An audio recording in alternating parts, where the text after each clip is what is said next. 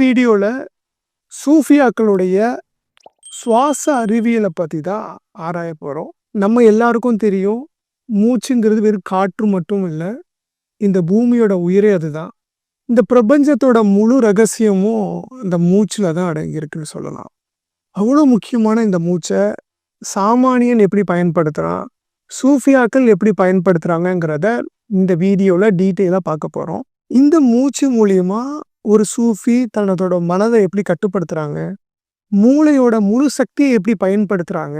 சூஃபியாக்கள் சில பயிற்சி முறைகளை ரொம்ப ஆழமா கத்துக்கிறாங்க. அதன் மூலமா உடம்ப அவங்க போக்குக்கு கட்டமைக்கிறாங்கன்னு சொல்லணும். அதை தாண்டி ஜீவசக்தியை உடம்புல உள்ள ஒவ்வொரு உறுப்புகளுக்கு அவங்க நினைச்ச நேரத்துக்கு அதை அனுப்ப முடியுது.